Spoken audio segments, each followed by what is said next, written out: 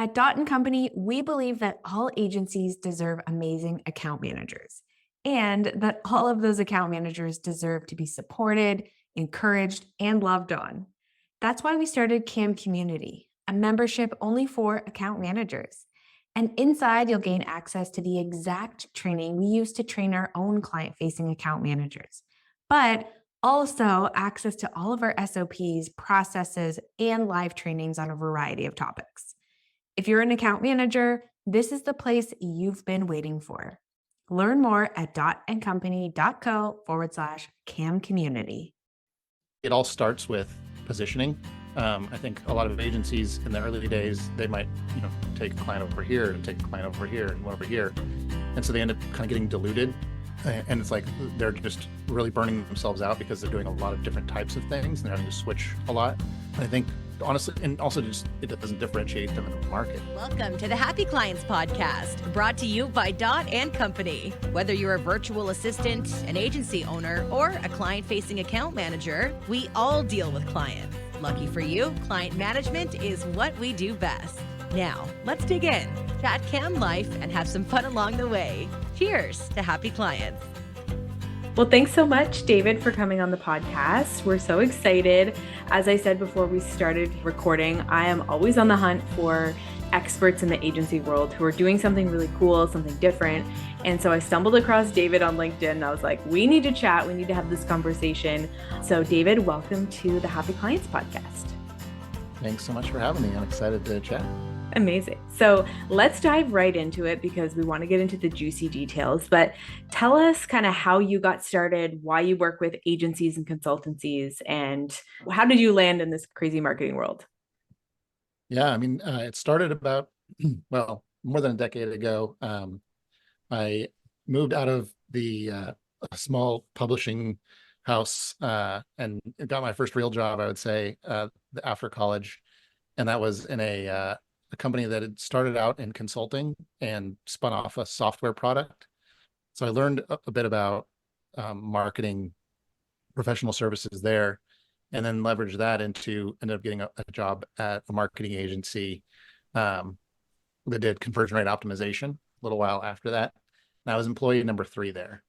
And so I really cut my teeth there and moved through, a few other agencies after that. But over the last 10 years, I've basically been able to try a lot of different things and with a different, bunch of different size companies, and it really helped me form kind of what is my sort of perspective and point of view on how agencies need to be thinking about doing their marketing differently than maybe what you hear elsewhere.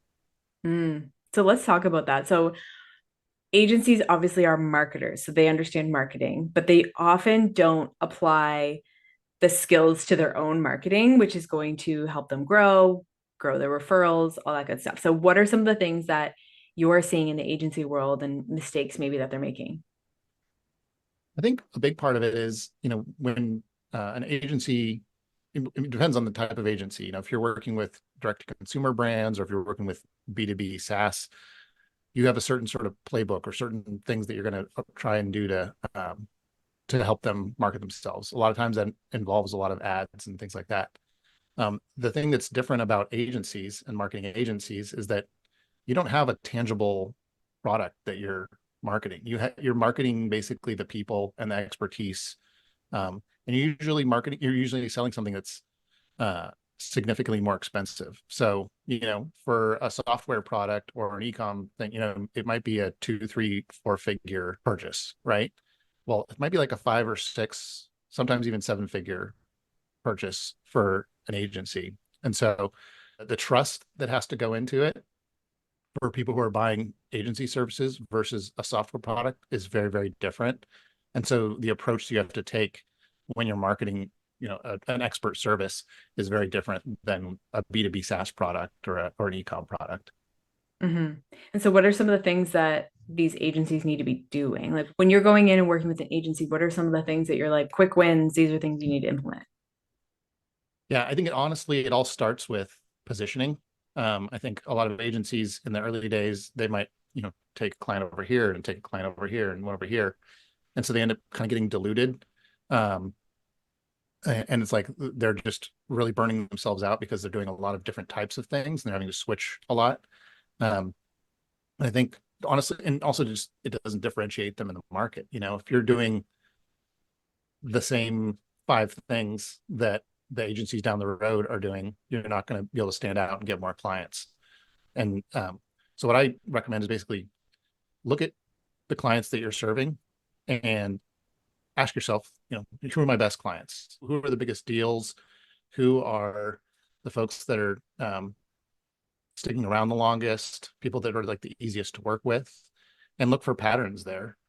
And over time, you'll realize, okay, well, maybe we want to focus on this particular niche, and then focusing there, going deep there, and honestly, just building a reputation for focusing on that one audience will be super, super helpful in allowing you to grow and scale. Mm-hmm. And so when you're working with agencies, are you helping them obviously with positioning, but offer as well how to offer their services to clients? Or where is it that what your bread and butter is? Like where do you focus? I would say it's probably more around the kind of going from 0 to 1 and getting their marketing engine kind of built out in the first place. A lot of times these agencies have, they already have some clients before I come to work with them. So they've figured out at least kind of their core offering. So I'm really coming in to kind of figure out, are we talking, basically, who do we need to really market to really scale the brand? Is it this type of client that you serve? Is it this type of client you serve, or this other one over here? Mm-hmm. And so you mentioned marketing engine. Can you walk us through that? Yeah. So when you're doing, like when you're marketing professional services, I try to think of it in terms of like a pyramid. So I already mentioned positioning as kind of the base of that pyramid. But then kind of the second stage in that pyramid in my mind is partnerships. So a lot of times you want quick wins. You don't have time to build a big content operation in the short term. This content is more of a long-term play. So partnerships, I think, are a better short-term play. And because number one, if you can build some strong partnerships, they're going to be referring warm leads because it's word of mouth. And ideally, like the reason that has to come after positioning is because if you haven't figured out who your real ideal client is, you don't know who are the other people out there that are also serving that ideal client. So partnerships are second. And then kind of the third part of that is content. And the way I think about that is it's kind of a combination of both short form and long form. When I think of short form, I think, maybe LinkedIn, building your personal brand around your CEO or your leadership in your company as kind of the short form part. And there you're doing a lot of testing, not just, I have to have a bunch of really fleshed out thoughts and ideas and posting those 5 times a week. Sometimes you're experimenting. You're like, I think I'm going to say this and see if it resonates. I'm thinking I'm going to try this and see if it resonates.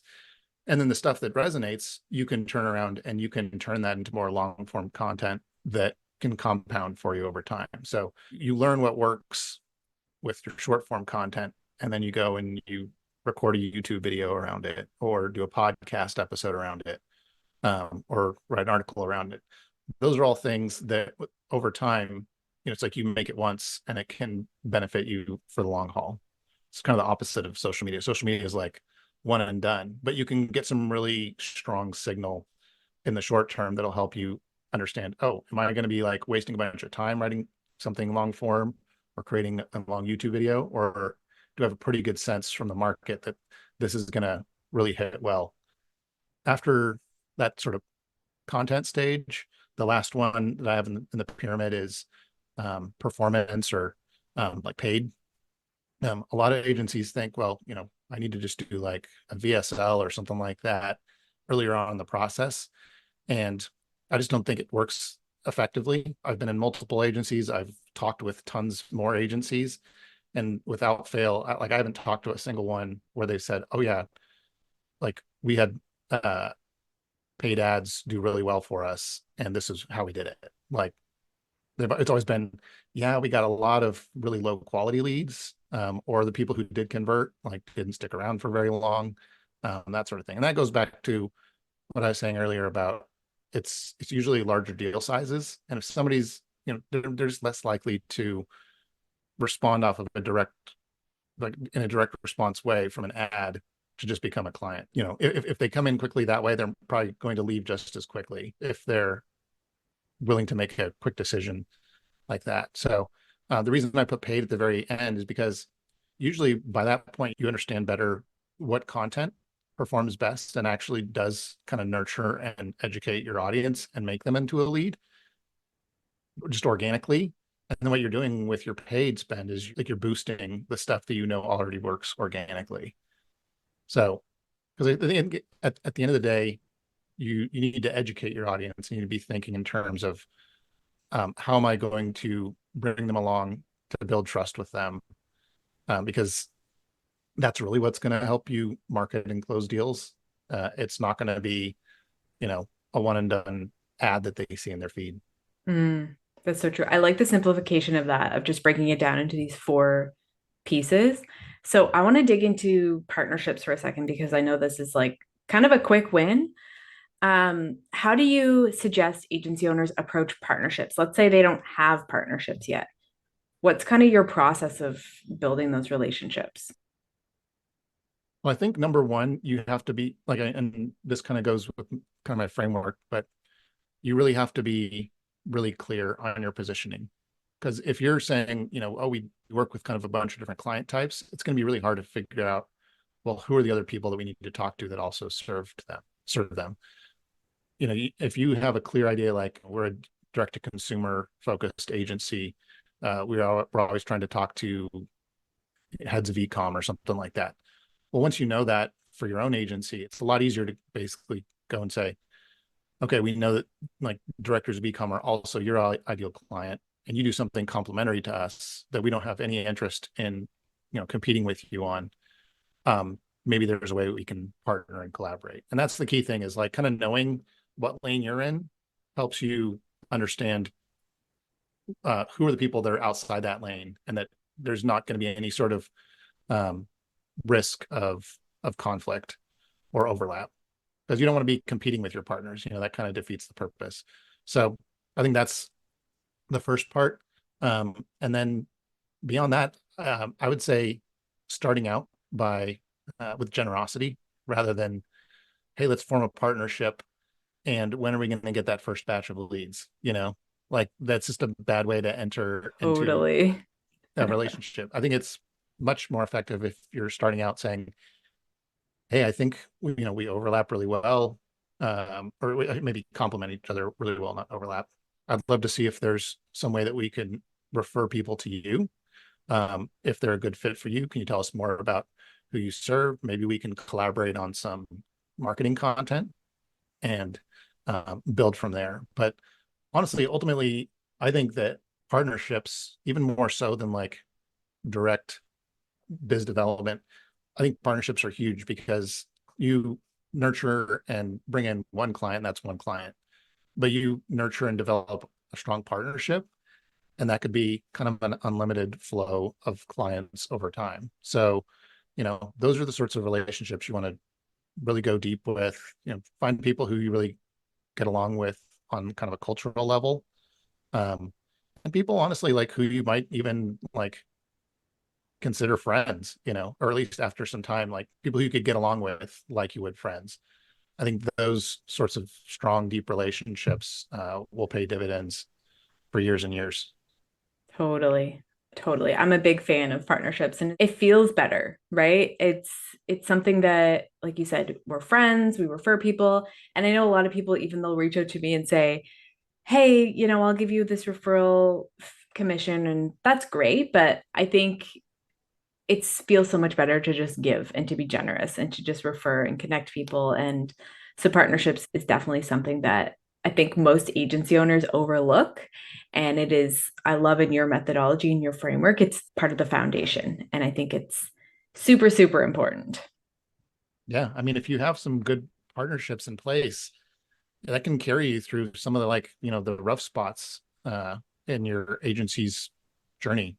I mean, I've seen that over and over again, where it's like, yeah, we're having fewer inbound leads coming directly through our website, but we still have a steady stream coming from our partners, you know? Mm-hmm.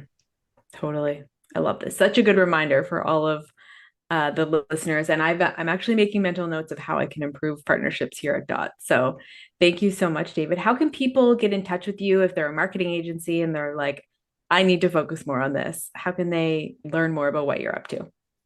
Yeah, I think probably the best way is to visit my website. It's Haus Advisors, HAUS advisors.com. I'm also on LinkedIn and Twitter, just David Hose. Last name is spelled Hoos.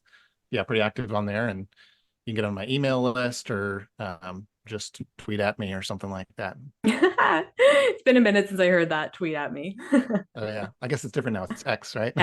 X at me. I don't know if it has the same Yeah. roll off the tongue, but thanks so much, David, for coming on the podcast. Really appreciate this conversation, and everybody definitely check out what David is up to and connect with him on all the channels. Thanks so much. Cheers to happy clients.